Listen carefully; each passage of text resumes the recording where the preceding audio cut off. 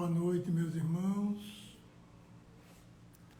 Aqui estamos, mais uma vez, em nome da ALESE, Academia de Letras Espíritas do Estado de Sergipe, para iniciar uma nova live, hoje com a presença da nossa querida Eusa Missano,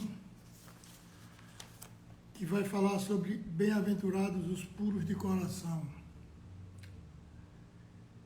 E comunicamos que Thelma Machado não vai poder participar hoje porque ela se encontra adoentada, mas não se preocupem, foi apenas um ataque de labirintite, já está medicada, mas infelizmente não está em condições de participar.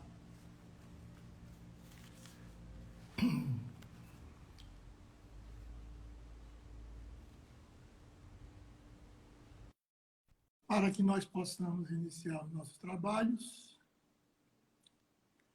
vamos ler uma palavra do nosso irmão Zé Carlos de Luca, no seu livro Sempre Melhor. Boa noite, doutora Eusa. Bem-vinda. Olá, olá Renato, olá companheiros, olá amigos da ALESE, a Academia de Letras Espíritas de Sergipe. É uma alegria muito grande estarmos aqui juntos mais uma vez para produzirmos essa live, hoje com o nosso querido companheiro Renato, já desejando a nossa companheira querida Thelma pronto restabelecimento, para estarmos daqui a pouquinho juntas novamente, em outras oportunidades. Boa noite, Renato, boa noite a todos. Boa noite.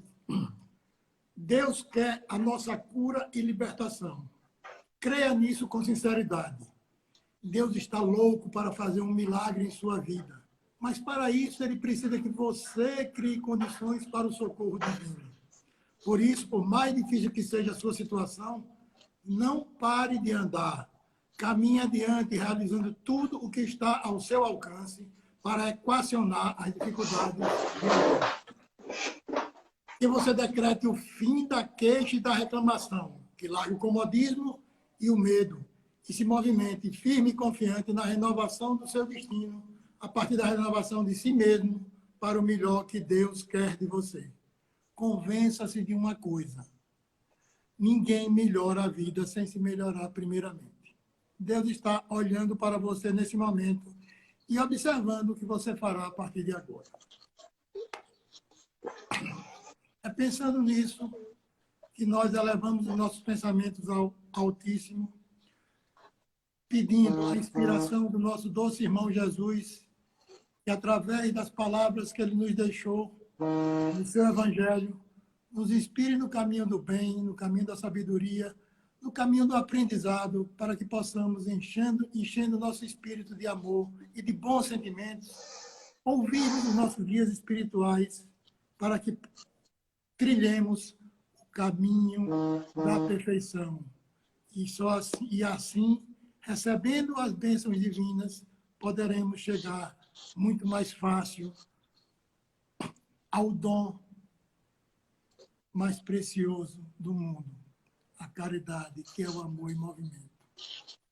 Abençoa-nos, ó Deus, abençoa nossa querida irmã Eusa e bem-aventurados os puros de coração, para que nós possamos crescer cada vez mais. Boa noite, Eusa. A palavra é sua. Olá, mais uma vez, muito boa noite a todos, boa noite a esses companheiros queridos da ALESE, que eu tenho certeza que estão aqui conosco nesse momento. Boa noite a todos os companheiros espiritistas também, que passam por esse momento, mesmo que não consigam fazer todo o acompanhamento da nossa live, que é um esforço que a ALESE, a academia, vem fazendo através dos acadêmicos. Nós sempre temos nos revezado para mantermos sempre essa oportunidade viva de apresentarmos algo em termos de interpretação e reflexão sobre o Evangelho de Jesus, sempre à luz da doutrina espírita, sobre os conceitos que nós recebemos através desses espíritos luminosos, a psicografia do nosso querido Chico, Divaldo e tantos outros. Então, que essa doce paz do Mestre Jesus, nas palavras do nosso companheiro Renato aqui em prece, estejam conosco, nos inspirando e nos intuindo, para que possamos, de certa forma, também levar um pouquinho desse amor que tanto nos gratifica em fazer esse trabalho de desenvolvimento dessa atividade, para que, ainda que estejamos nesse período agora de isolamento, distanciamento social, a gente consiga matar um pouquinho essa saudade de Jesus através de conteúdo vibratório, através desse contato que a gente tem pelas redes sociais. Bom, a proposta que a Lese apresenta hoje é para que nós falemos das bem-aventuranças, em especial, bem-aventurados os puros de coração, porque estes verão a Deus. Não tem como nós adentrarmos na proposta das bem-aventuranças, que parte a partir do capítulo 5º do Evangelho de Mateus, sem fazermos uma introdução breve da necessidade e da importância desse capítulo, do que é o capítulo 5º, que se inicia com as bem-aventuranças, para a nossa vida, para quem Jesus falou e aonde Jesus estava naquele momento em que ele está lá narrando para os discípulos, para publicanos, para fariseus, enfim, para tantos que estavam naquele momento necessitando de acolhimento de seus corações. Então, antes de adentrarmos mais precisamente no capítulo 5º, eu lembro que Humberto de Campos, em Boa Nova, que é um livro belíssimo, gente, está inclusive dentro de umas propostas de dica de livros espíritas que a Lese já passou também para os companheiros, Humberto de Campos vai nos narrar de que ele faz basicamente em Boa Nova, né, Renato, um make-off, ou seja, os bastidores do Evangelho. Isso é muito bacana, isso é muito bonito. Então, ele narra o que aconteceu até antes da proposta do Sermão do Monte, antes de Jesus fazer a apresentação das bem-aventuranças.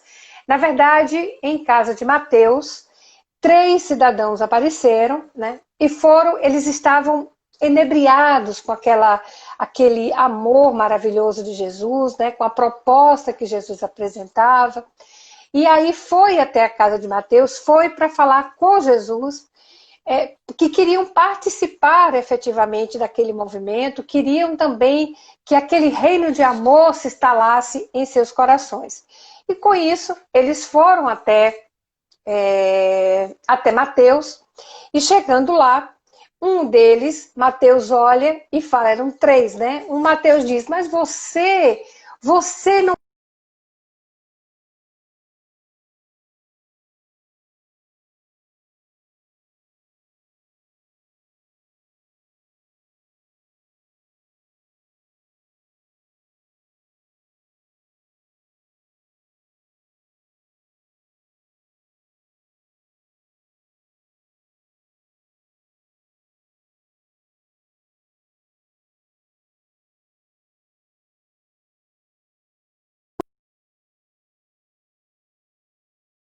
essa boa nova, essa notícia maravilhosa de amor, de misericórdia, vinha sobretudo para os mais necessitados, para aqueles que necessitavam da compreensão e que já estavam burilados espiritualmente, ou seja, preparados espiritualmente para o recebimento. E Jesus diz uma coisa muito bonita. Ele diz que na dor, muitas vezes, nas dificuldades com que a gente se apresenta, e muitas das vezes, nós ficamos mais sensíveis ao toque desse amor de Jesus. Então, a importância de que todos devemos participar da construção desse reino para mudarmos, assim, a face espiritual do planeta, a face e a evolução do nosso planeta. E isso é bonito, gente, porque todos os propósitos, toda a missão do homem na Terra, não importa qual seja ela, não importa a sua motivação, muitas vezes a gente olha assim, mas eu não tenho a missão, por exemplo, de um Divaldo, eu não tenho a missão de um Chico, mas a sua missão, ainda que seja dentro do teu lar, suportar e cuidar um filho com dificuldade, suportar e cuidar um parente mais custoso, mais difícil, ainda assim é a missão mais importante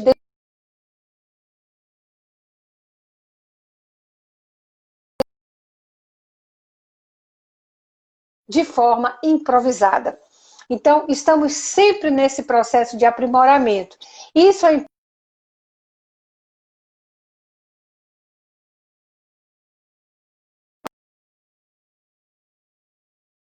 terra, né? E ele diz de uma forma interessante: vós sois o sal da terra. Se porém o sal se tornar insosso, com que se salgará?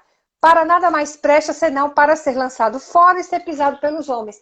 Isso é importante porque esse ser lançado fora e pisado pelos homens, para nós, dá um sentido e uma interpretação como se Jesus tivesse dito assim: ah, mas se não completarmos o processo, se o sal que dá tempero e dá sabor e que tem que estar misturado com outro alimento, né, para dar o sabor ao alimento, imprimir o sabor ao alimento, veja, o sal é que tem a sua propriedade e ele vai dar qualidade e sabor a um terceiro elemento, a um segundo elemento. Isso significa dizer que nós só desenvolveremos essa qualidade verdadeiramente quando estivermos com os outros, misturados com os outros. Então, nesse sentido, e no final, quando Jesus diz assim, se tornar insosso, para nada mais serve, senão para ser pisado pelos homens. Ainda assim, Jesus reconhece que ainda se falharmos naquele processo inicial, teremos serventia, porque o sal que é pisado, como Jesus coloca aqui, no templo de Jerusalém, né, na época do inverno, também nevava, pouco, mas nevava, né? O chão, o mármore do templo de Jerusalém ficava muito escorregadio. Então eles jogavam o sal para que os sacerdotes não escorregassem. Então essa era a proposta. Ainda que estejamos insossos, nós ainda teremos serventia. Todos teremos serventia na obra e na construção de Deus. Então, partindo desse pressuposto, Jesus ali dá uma lição a Mateus, dá uma lição a Levi, né? De que ele estava vindo, que a boa nova iria deixar contente e feliz aqueles que estavam tristes e precisando de um lenitivo, precisando de um consolo maior. E aí ele segue depois para as bem-aventuranças e começa então, e abre a boca e começa a falar e narrar as bem-aventuranças. Isso é bonito porque no dia seguinte, Humberto de Campos vai nos relatar que Mateus está justamente na sua casa e abre as portas da sua casa para receber aqueles 3 que inicialmente ele tinha entendido como se o reino não coubesse para eles e tantos outros necessitados, né? E Jesus olha para Mateus feliz e diz: bem-aventurados aqueles que ouvem e praticam a palavra de Deus. Olha que bonito, gente. Essa bem-aventurança, né, que fecha, né, que conclui todo o processo das bem-aventuranças que a gente vai estudar lá em Mateus, no capítulo 5º. Ela não está no capítulo 5º, mas Jesus reúne todas elas. Humberto de Campos vai trazer para nós. Então, bem-aventurados, Mateus, aqueles que ouvem a palavra, né, e a pratica. Então, essa bem-aventurança encerra todas essas que a gente vai analisar. Então, partindo agora, propriamente, para as bem-aventuranças, a gente observa no capítulo 5º, versículo 1º, que Jesus ele está em um local, né? Ele está em um local específico. E ele diz assim: vendo as turbas, subiu o monte. Ora, ver é muito mais do que enxergar, né? Enxergar é um processo fisiológico. Eu estou enxergando aqui o Renato, estou enxergando aqui o Luan que está entrando. Então, os amigos que estão entrando aqui agora, nesse momento, sejam todos bem-vindos. Essa é uma live da Leese, que nós estamos agora em parceria, né? O Instagram pessoal e o da Leese. Sejam todos muito bem-vindos. Então, aqui a gente está enxergando, mas ver é como eu interpreto o que eu verdadeiramente enxergo. Então, quando Mateus diz assim, vendo as turbas, subiu o monte. Quer dizer, Jesus sabia o que ia no coração das turbas. Veja, turba não é discípulo, turba é multidão. E discípulo é diferente de multidão. O discípulo, ele já tem, além do lastro espiritual, ele já tem a saudade de Jesus, a vontade de estar junto, o entendimento, não somente o sentir, mas o verdadeiramente conhecer. Porque é importante sentir, mas a gente tem que conhecer o que está escrito, o que Jesus nos deixou, a sua exemplificação, para que a gente possa sentir a grandiosidade desse ensinamento. Então, Jesus vê o que passa no coração daquele que ainda é turba, daquele que tem desejo de ser de ser discípulo, ainda não é, mas tem o desejo de ser discípulo. Jesus vê o que vai no coração de cada um. E vendo as turbas, ele sobe ao monte. Então, veja, ele eleva o padrão vibratório. Jesus precisava subir monte, Renato? Obviamente que não. Né? O subir um monte era um ato de ação simbólica que eles utilizavam muito na época de Jesus. Era como se fosse um processo de encenação. Obviamente que do ponto de vista prático, para você ensinar é muito melhor, né? Porque você fica numa posição mais confortável de projeção de voz. Obviamente que Jesus ali ia falar para 1000 pessoas sem microfone, significa dizer que era também ali de uma forma vibratória. Então, o que acontece? Quando Jesus sobe o monte, é como se pedisse que, naquele momento, todos elevassem o padrão vibratório. Na época de Jesus era muito difícil falar de forma abstrata, né? Eles não tinham muito costume de abstração. Eles precisavam de coisas palpáveis, coisas concretas, para eles entenderem do que Jesus estava falando. Então, é como se você explicasse a uma criança aprender a contar. Né? Uma maçãzinha mais uma maçãzinha igual a 2 maçãzinhas. Então precisava ser feito dessa maneira. Então Jesus sobe um monte ao ver a turba. Né? Com isso quer dizer, eleva, pede que todos elevem o padrão vibratório. Isso do ponto de vista simbólico também tem uma importância para nós, gente. Porque turba também pode significar simbolicamente falando, né, esse alvoroço que se instala dentro de nós no momento de uma aflição, por exemplo. Um medo, uma ansiedade, né, que pode se instalar dentro de nós no momento, por exemplo, de um processo pandêmico como esse que nós estamos passando. Né? Então, diante dessa realidade, a gente deve fazer o quê? Subir o monte, elevar o padrão vibratório, não entrar no processo da crise, não entrar no processo do medo. Então Jesus aqui nos ensina que todas as vezes nós precisamos, em primeiro lugar, o que é que nós precisamos fazer? Todas as vezes que estamos diante de um problema, ver o problema, sentir o problema, saber o que está acontecendo, mas não praticar nenhum tipo de ato antes de aquietar o coração. Antes de elevar o padrão vibratório, subir o monte, e a partir dali a gente tem um espectro e uma visão muito mais ampla do que quem está no sopé da montanha, né, gente? Então, quando a gente sobe a montanha, a sua dimensão, o enxergar a sua volta, é completamente diferente do sopé. Por isso que Jesus, ao ver, ele sobe, eleva o padrão vibratório. E nós, simbolicamente, quando estamos vendo o problema, vendo uma situação de vício que nós queremos corrigir, o que devemos fazer? Simplesmente subirmos um monte, elevar o padrão vibratório e com isso a nossa visão, o nosso espectro fica modificado. E ele continua, após assentar-se, né, numa posição de quem vai ensinar e numa posição também que dá um certo conforto para o ouvinte. Porque, veja, ali Jesus estava diante da turba. Seus discípulos estavam também, mas ele estava diante de uma turba.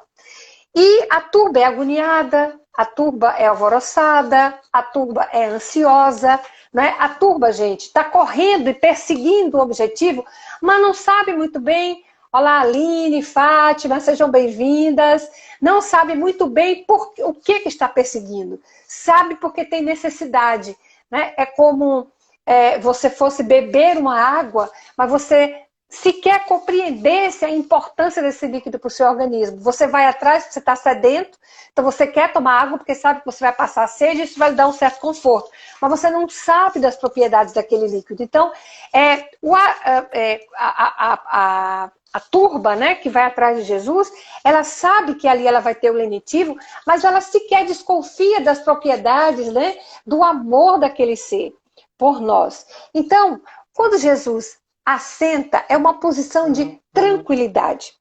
Então, por exemplo, se eu chego nervosa, se eu chego agoniada, né, para conversar com o Renato ali, que é meu amigo, eu digo, Renato, estou precisando conversar uma coisa com você, estou precisando desabafar, né?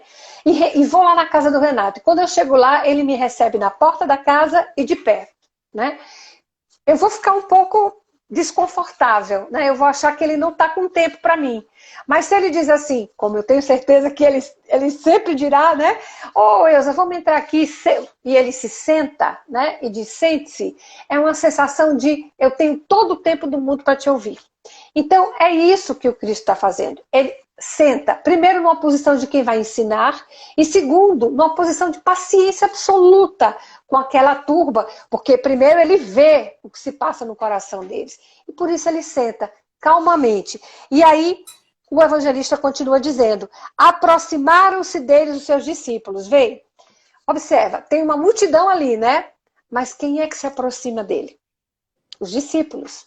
Então, muita gente por aí está professando, inclusive espiritismo, né? A gente tem que cortar na própria carne, né? Aí tem uma pessoa que passa ali 150 anos, 150 não é muito, né, gente? Mas vamos lá, uma pessoa que passa 50 anos lá no espiritismo e nunca se aproximou do Cristo. E nunca se aproximou do amor de Deus. Embora esteja ali praticando bem, praticando ato de caridade, né? Mas sem saber a razão fundamental daquela proposta. Então, lógico que aquele ato lhe será merecido, né? Lhe será reconhecido, mas é importante que saiba o para que está fazendo.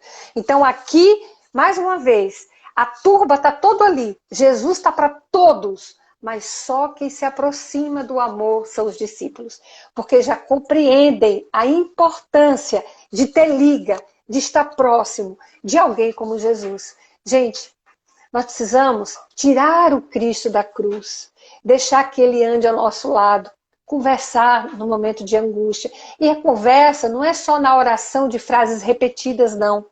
Não é aquela prece que não passa do céu da boca.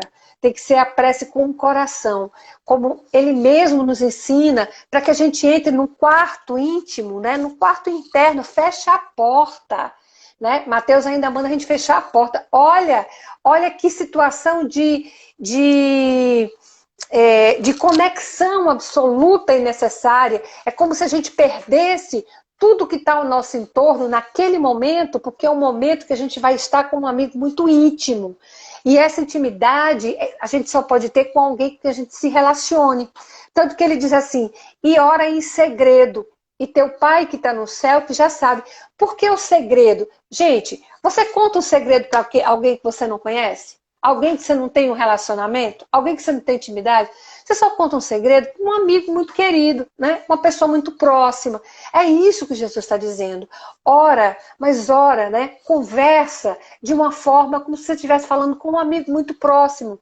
Né? Ele sabe de todas as suas dores, sabe, mas é importante, é uma catarse que a gente faz e ao mesmo tempo é uma intenção de dizer, Senhor, aqui está doendo, aqui o Senhor vai cuidar para mim, né? Essa parte é contigo e é o momento em que eu devo exercitar a minha fé, né? A minha dignidade diante da religião que eu sigo, né? Porque Deus está em nós trazemos Deus conosco.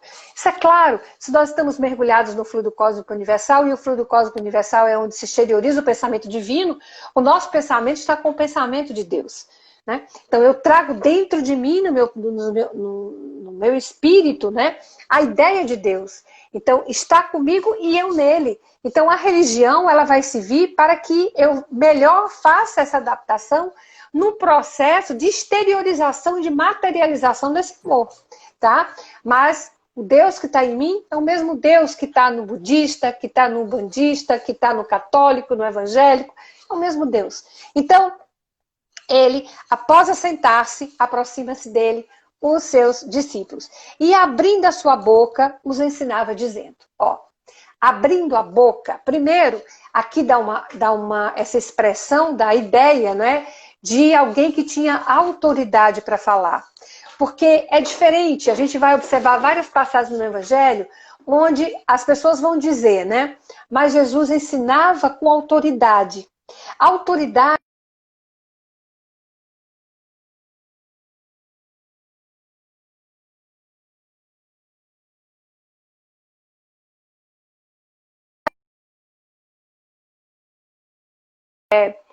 nesse período agora de isolamento, fazendo isolamento lá no seu canto, e os trabalhadores ali, ó, pegando na pá, pegando na enxada, varrendo, né?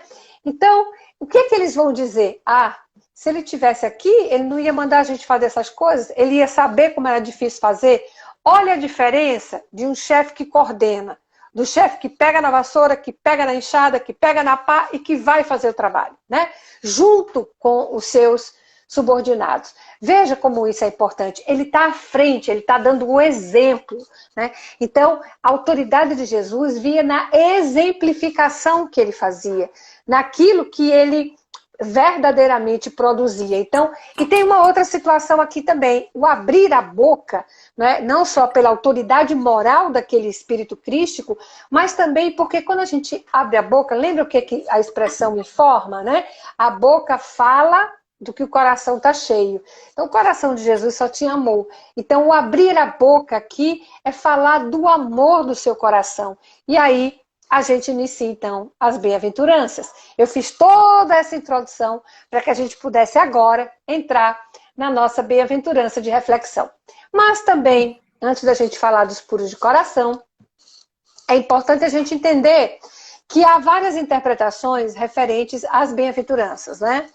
Alguns, não só o termo bem-aventurança, que pode ser felizes, como pode ser avante, continuem, persistam, né? Mas a bem-aventurança aqui é mais no sentido de felicidade mesmo, de ser feliz, de ter paz, né? De conseguir essa pacificação interna dentro de si, como se fosse uma recompensa, né, moral, né, espiritual para o ser que praticamente ouve e pratica a palavra.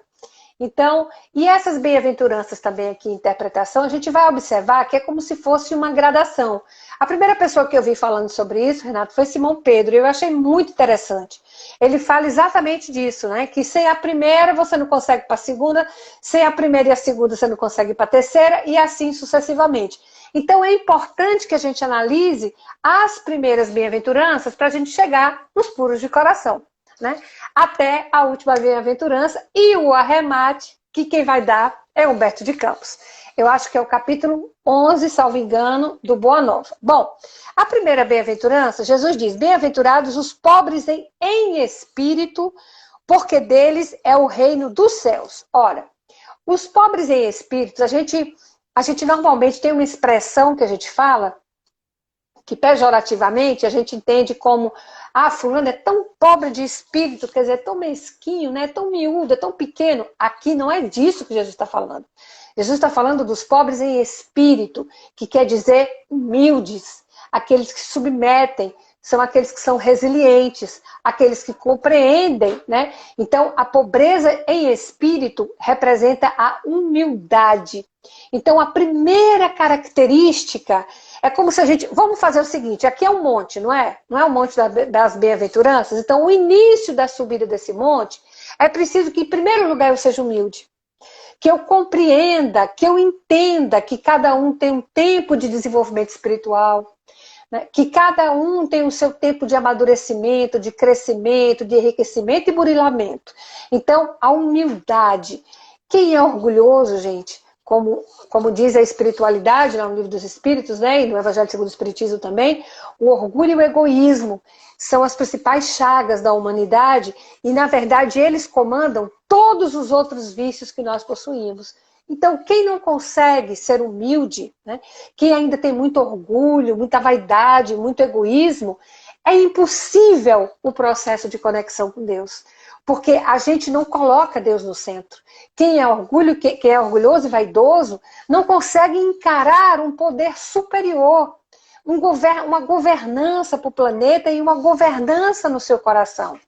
Então, olha que bonito quando a gente faz como Paulo, né? Já não sou eu quem vive, é o Cristo que vive em mim. Eu faço a vontade dele agora que nem penso. Ele me governa, né?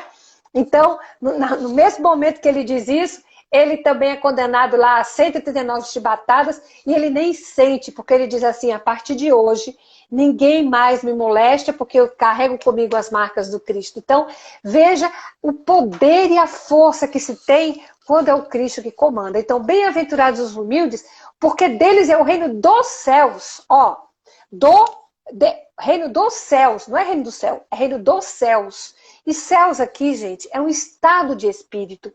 Céus aqui não tem nada a ver com espaço circunscrito, com anjinhos tocando harpa, não existe, né? Um estado de céu.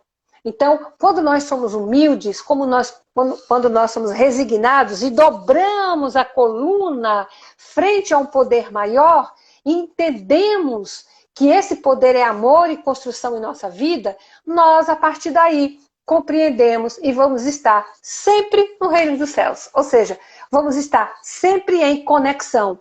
Porque, lembra no Pai Nosso, a primeira frase do Pai Nosso, Pai Nosso que estás nos céus. Ou seja, eu encontro o Pai, eu entro em conexão com o Pai, Ele está comigo o tempo todo. Ele está conosco o tempo todo, porque nós estamos mergulhados nele. Ou seja, tecnicamente falando, nós é que estamos nele, porque Ele é tudo, né? Mas aonde é que eu vou me conectar com Ele? Nos céus. E onde é os céus? É um estado de espírito, onde o primeiro requisito para eu me encontrar nesse estado de espírito é a humildade. Né? Eu reconhecer que tenho um poder superior.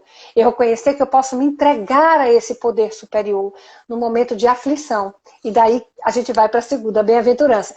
Observem que é uma gradação. Na segunda, bem-aventurados os pobres, bem-aventurados os aflitos, porque eles serão consolados. Então, só entra no processo de aflição quem tem humildade.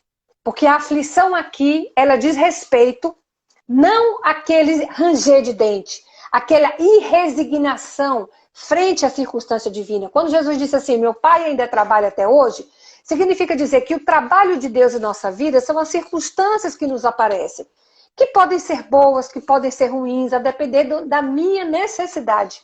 Porque Deus atua na minha vida por graça. E graça não é que eu mereça, é que eu necessito. Então, essa circunstância, por exemplo, nesse momento que se apresenta de um quadro pandêmico que a gente está vivendo, aparentemente pode parecer para a gente um desastre.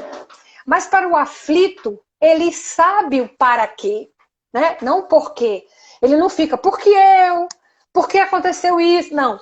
Para quê, Senhor? Para que eu estou nessa situação? Para que eu estou agora, nesse momento, no quarto de hospital em convalescência? Para que eu estou em isolamento domiciliar com a minha família?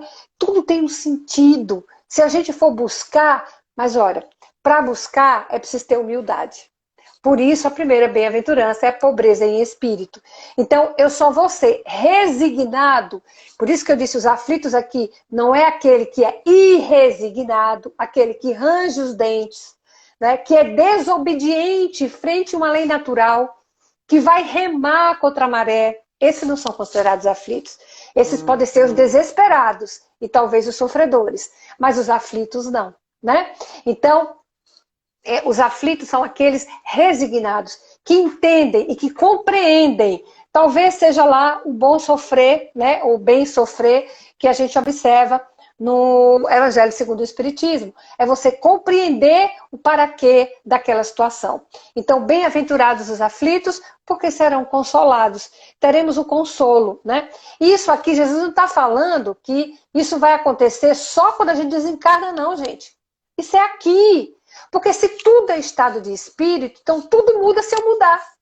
Então, se eu compreender que eu devo ser humilde, se eu compreender que eu tenho que tudo tem um para quê na minha vida, eu mudo a perspectiva, compreenderam isso? Muda completamente a perspectiva. Então eu passo a ser um bem-aventurado, porque eu estou sendo consolado no amor.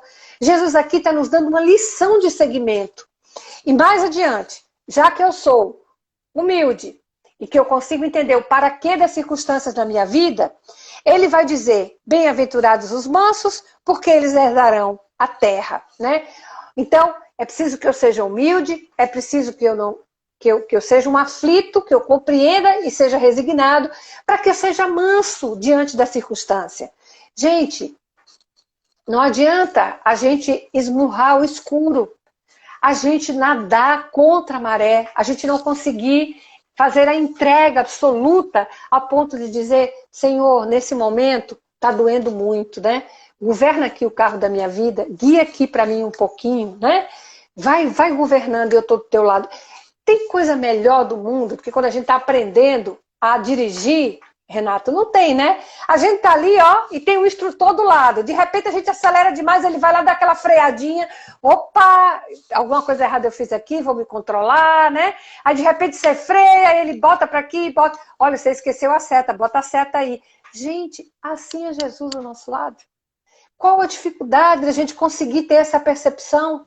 Mas para isso, temos que acatar esse ordenamento em que as coisas se apresentam a nosso sentido, né? Embora pelo nosso senso, pelos nossos órgãos sensoriais, a gente vai achar que está tudo equivocado, que vai estar tudo emaranhado, né? Mas na verdade não está emaranhado.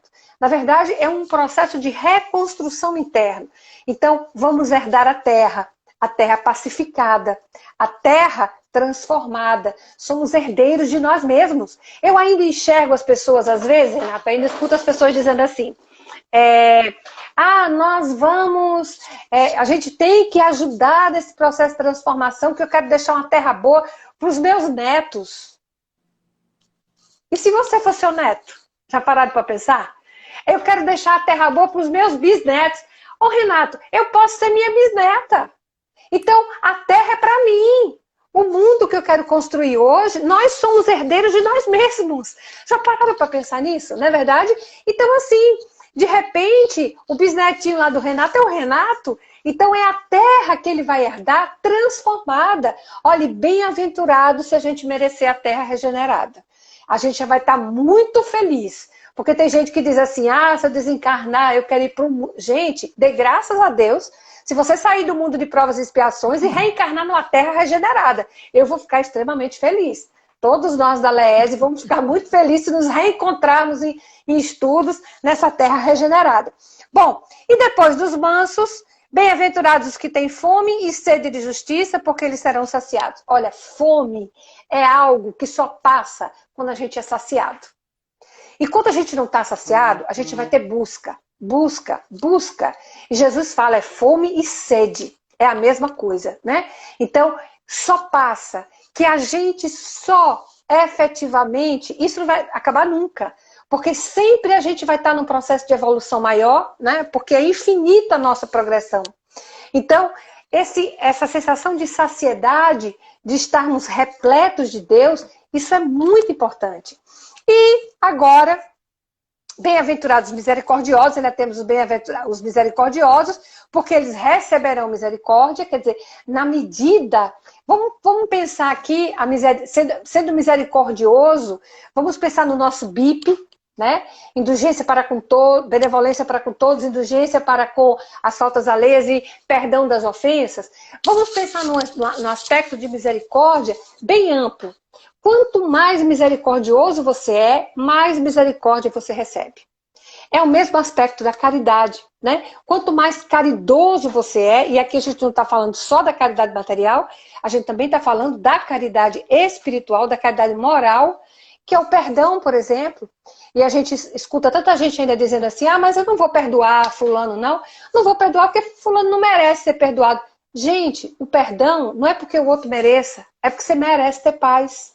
Você não precisa carregar essa carga pesada de ódio, de ressentimento, e o nome está sentindo, ressentir. E o nosso cérebro, né, ele não consegue distinguir o que é agora do que foi há 10 anos atrás. Às vezes, gente, há milênios que a gente carrega, porque o nosso perispírito não é uma fumacinha discreta. O nosso perispírito, quando eu iniciei estudando o Livro dos Espíritos, Renato, era muito engraçado, porque eu achava que era uma fumacinha inocente, né? E aí depois, eu ficava imaginando aquele Dino Eugênio saindo da garrafinha, né? Eu falei, ali é o espírito deixando o corpo. Gente, é o nosso DNA espiritual. Então, observe, está tudo lá registrado, é a nossa forminha que a gente vai moldando a matéria vindoura. Então, é importante que nós tenhamos essa consciência, né, de que quando a gente ressente alguma coisa, quando você lembra, para pensar dos momentos felizes, de alegria, quando você passa naquilo, o bem-estar que você sente. E para pensar, né? E alguém que você não conseguiu ainda caminhar, jornadear aquelas 2.000 léguas que Jesus pede para a gente andar, vamos pensar, para você ver se tudo aquilo não vem imediatamente como se você estivesse vivendo ali. É ressentir aquele sentimento, ressentimento. Então, essa é a grande dificuldade e, infelizmente, a gente ainda precisa ter esse exercício de misericórdia, né? Você precisa botar o coração na dor do outro, ter empatia e alteridade, ver o mundo com os olhos do outro, para entender absolutamente tudo que se está passando com aquela criatura. E bem-aventurados os limpos de coração ou os puros de coração, que é o nosso tema, né? Porque eles verão a Deus. Bom, bem-aventurados os limpos de coração, eu lembrei agora, lembrei daquela passagem que está lá em Jesus no Lar, com Neio Lúcio, quando ele vai nos explicar, Sara, a mulher de Benjamim, ela vai até Jesus e diz assim, Jesus, eu acho tão lindo tudo que você prega, tudo que você diz, tudo que você faz, acho maravilhoso. Mas eu acho tão difícil, né, colocar isso dentro de mim, porque logo, no primeiro deslize que tem, né, eu já caio. Quantas vezes acontece isso conosco? A gente está na casa espírita, está ali cantando Conta a Luz, né, Renato? Recebeu um passe maravilhoso, a gente sai bem, gente. 10 minutos depois você toma uma fechada do carro, parece que você vai lá pro porão de Calderaro, né? E logo vem os seus instintos primitivos, né? E você esquece tudo aquilo que aconteceu. Então é exatamente isso que Sara está dizendo para ele. Senhor, como é que eu coloco isso dentro de mim? Internalizo isso, né? E aí Jesus faz assim, Sara, qual é a profissão do teu marido? Né? Ele cria cabras, né? Eles vendem leite. E aí ela diz para ele o que é que ela faz. Ele diz assim, o que você faz para o leite não estragar? Ela diz, Senhor, quando chega o leite novo, eu tenho que lavar o vaso que estava com leite velho. Então, eu limpo todo o vaso, tiro todo o resíduo daquele vaso, né? E ali eu coloco leite novo, para que o leite não azede, o leite novo não estrague, né? Aí Jesus disse, então, é exatamente isso que a gente está falando com relação a entrar a pureza, né, desse amor maior que o Cristo veio trazer para nós. Temos que limpar, nos esvaziarmos, né, de todos esses sentimentos, transformarmos esses sentimentos em algo bom. Então, na hora que vier um pensamento ruim, botar um pensamento bom em cima e assim sucessivamente, até que isso se crie um hábito. E vai chegar um ponto que a gente não vai mais pensar nada ruim. Então, é um exercício, é uma ginástica, né? Jesus é o nosso personal trainer, né? Espiritual, então ele vai trazendo essas ideações e aí a gente vai transformando isso, precisamos esvaziar esse vaso. E ele encerra dizendo assim que a gota do lírio, a gota do orvalho que cai no lírio é diamante, mas a mesma gota de orvalho que cai na lama, que cai na terra, vira lamaçal. Né? Então veja, a gota, a inspiração, o amor é o mesmo, o amor divino por nós é o mesmo, né? E ainda assim nós temos muitas vezes nos comportado como terra. Essa gota cai e a gente transforma em lama. Então a pureza, bem-aventurados os puros, são aqueles que conseguem limpar realmente, transformar aos poucos esses vícios, não é extinguir. Porque nós somos amor, nós somos feitos à imagem e semelhança do amor. Portanto, tudo que tem em nós é amor. O que está é distorcido. Então a gente precisa só otimizar esse sentimento, transformando e burilando esse sentimento e com isso limpando o nosso vaso físico para tornar o nosso coração mais puro. É fácil, gente? Não é fácil, né? Filipe, tem uma passagem que Humberto de Campos nos conta, que Filipe chega para Jesus e diz assim, Senhor, essas tuas lições são lindas, são belas, mas está muito alto para a gente alcançar, né? Então, é como se não dá para o Senhor diminuir esse monte para ficar mais pertinho para a gente subir, mais fácil da gente subir, porque está muito difícil, está muito custosa essa subida, né? E aí Jesus, quando ele era admoestado com alguma pergunta mais emblemática, normalmente ele exemplificava. Então o que ele fez? Pegou na mão de Filipe e disse, vamos ali subir o Monte Hermon. E eles começam a subida, né? Humberto de Campos diz que no começo só tinham flores, aquela coisa linda, aquela paisagem bucólica. Só que do meio para o final, começou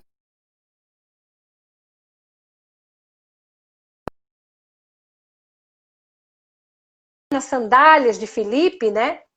E Filipe, Humberto de Campos diz que várias vezes ele pediu a Jesus para parar, para desacelerar, e ele, suarento, todo suado, parava para tirar as pedrinhas de dentro da sandália. Né? Mas isso ele fez várias vezes, até que ele chegou no topo da montanha. E quando ele chegou lá, aquela vista maravilhosa, né? Aí Jesus olha para ele e diz assim, como vês, Filipe, não foi a altura do monte que te dificultou a caminhada, mas o tanto de vezes que você teve que parar para tirar as pedrinhas de dentro da sua sandália. Isso significa, né, Renato, que não é o alcance desse reino de equilíbrio, desse reino de amor dentro de nós, mas o tanto de vezes que a gente tropeça. E a gente tropeça, gente, nas pedrinhas de brita, porque nos pedregulhos a gente enxerga, mas as pedrinhas miudinhas a gente não alcança. Então a gente tem que parar várias vezes para tirar, suarentos, né? Aquelas pedrinhas de dentro da sandália, para poder a gente alcançar, então, esse topo do monte que Jesus está falando. Então, puros de coração, bem-aventurados os puros de coração, porque verão a Deus. Ora, o que é ver a Deus? Né? Deus não é um personagem, não tem uma personificação. Né? Deus deve ser adorado em espírito e em verdade. Deus é tudo, está em tudo e nós estamos nele. Então, o que é ver a Deus? Né? Como é que você vê Deus? Cada um vê Deus e interpreta Deus e os atributos de Deus de acordo com a sua evolução espiritual. Eu lembro sempre que em várias passagens do Evangelho, por exemplo, no Pai Nosso, né, ele diz isso, Pai Nosso que está nos céus, Pai Nosso, porque ele é detentor de todas as dádivas para todos, independente de quem seja. Outra vez eu vi uma expressão de Emmanuel que dizia assim, a nossa distância, ele falava do tempo que a gente ainda tem para a evolução, entre o homem e o anjo, é o mesmo, né?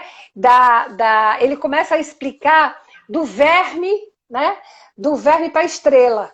Olha só, eu fiquei numa preocupação, meu Deus do céu, é muito tempo. Então, até eu alcançar a posição de anjo, é do verme para a estrela. Vê quanto tempo, né? Mas aí logo depois ele vem e diz assim, mas Deus ama da mesma forma, né? O verme e o anjo. Então, é a mesma, o amor é o mesmo. Então, quando Jesus está dizendo, nosso Pai é o detentor de dádivas para todos. Mas, quando ele vai falar de perfeição, ele vai dizer assim, sede perfeito como vosso Pai. Quer dizer, como eu dou conta de interpretar a perfeição de Deus. Porque o que o Cristo vê na perfeição de Deus é infinitamente maior do que o que eu vejo. Do que o meu senso crítico, meu conhecimento espiritual alcança.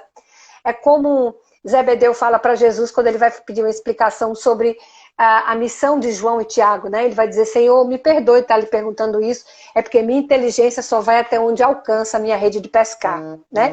Então, é como a nossa inteligência dá conta de interpretar Deus. Então, aqui, quando ele fala ver Deus, é eu ver Deus no Renato, eu ver Deus aqui na Magali, né?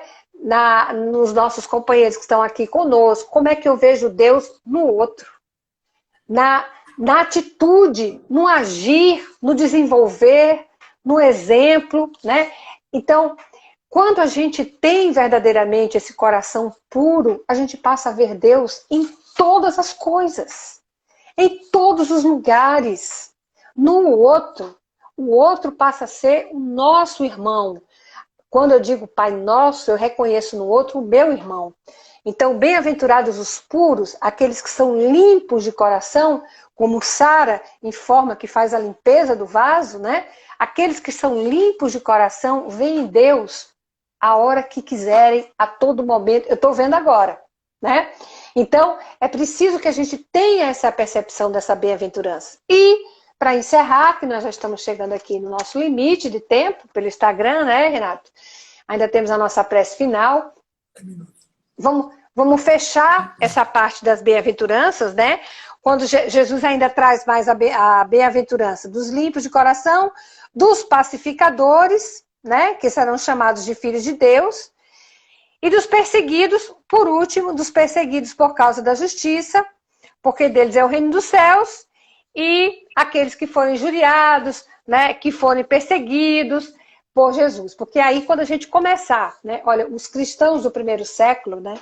Eles se sentiam felizes, porque eram perseguidos. Eu lembro, lá no Atos dos Apóstolos, quando eles foram levados ao Sinédrio e foram presos ali, e Gamaliel é que pede que eles sejam soltos ali, eles saem felizes, porque eles tinham primeiro dado o primeiro testemunho de ser injuriado, de ser perseguido por Jesus, em nome do Cristo.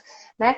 Então isso é muito bonito, essa fé revelada nesses homens é muito bonito. Então quando a gente chega nesse patamar, é o patamar que Humberto de Campos nos fala lá no capítulo 11 do Boa Nova, 11º do Boa Nova, que é bem-aventurados aqueles que ouvem a palavra e cumprem a palavra de Deus. A palavra de Deus é simples, gente.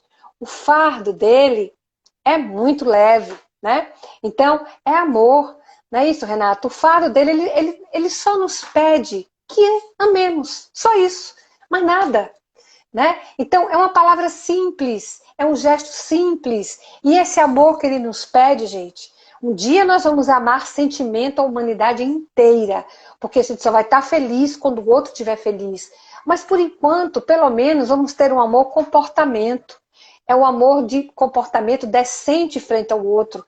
Se o outro lança um impropério, vamos mostrar outra face nossa, vamos dar a nossa outra face de dentro para fora transformada, compreendendo que era o que o outro podia dar naquele instante, que não tinha outra condição dele ser melhor. A gente fica meio que um papo de louco, né? A gente diz assim de vez em quando, né? Eu sou melhor, né? Eu sou melhor do que Renato. Eu sou melhor do que Renato. Aí Renato vai, me lança um impropério e eu quero esperar de Renato reação melhor do que a minha. Como? Se eu me acho melhor do que ele. Né? Se eu me acho melhor do que ele, eu não posso esperar a reação dele melhor do que a minha. Mas a gente age assim, né, Renato? A gente sempre se acha melhor do que o outro, metaforicamente falando, né? A gente sempre se acha melhor do que o outro e quer esperar do outro uma reação melhor do que a nossa. Não vem, gente. Então vamos trabalhar, vamos tentar alcançar essas bem-aventuranças, porque o Cristo só nos pede que sejamos discípulos fiéis, que sejamos seus fiéis seguidores, exemplificando, como diz André Luiz, letreiros vivos desse amor na terra, né, através exatamente do amor. E só se faz amar, e só se faz amor amando. Não tem outra alternativa. Né? A gente só exemplifica o amor amando. E é isso que ele nos pede. Né? Então é isso, Renato. É essa a minha colaboração na nossa reflexão. Graças a Deus tivemos essa oportunidade. A gente agradece muito a você, que faz toda essa parte tecnológica aqui. Né? Agradeço muito, agradeço a Lese pela oportunidade de servir ao Cristo, aos companheiros que estiveram conosco até agora, né? Que estiveram acompanhando pelo nosso Instagram. Muito obrigada a todos. Que a paz de Cristo esteja conosco. É com você, Renato. Ok. Bom, costumam dizer que quando a gente quer aprender a fazer um curso completo de amor, tem que adotar um cachorro, né? Porque aí a gente vê o amor. Eu tenho dois, a gente hein? vê o que é amor, né? Pessoal, olha, é o seguinte, essa palestra estará aqui no Instagram da Aleese, vocês podem assistir ela integralmente, e a partir de amanhã nós vamos processá-la e trazê-la no YouTube da Aleese também. Então, a gente tenta fazer a coisa da melhor maneira possível e, graças a Deus, estamos conseguindo melhorar aos poucos, conseguindo novas tecnologias para poder agregar e termos uma condição melhor. E agradecendo a você, Elza, e agradecendo a espiritualidade superior que tanto lhe inspirou, vamos pedir a Deus as suas bênçãos e que eles nos façam que o nosso espírito, que o nosso coração fique puro, sempre cheio de amor, para que nós possamos aprender cada vez mais e dar aos nossos irmãos o melhor que nós podemos ter, que é bons sentimentos, bom amor e, principalmente, ajuda sem nenhum tipo de sentimento inferior. Ajuda todos sem esperar mais nada. Deus nos mandou nosso irmão Jesus. E Chico sempre nos lembrava, Jesus só pediu uma coisa a gente: amar a Deus sobre todas as coisas e ao próximo como a ti mesmo. Ame o seu semelhante. Obrigado por tudo. A Alese agradece todos que assistiram essa palestra. Estamos sempre à disposição para que cada vez mais possamos nos inspirar a estudar mais e a trazer mais boas mensagens da espiritualidade superior para toda a humanidade. Boa noite.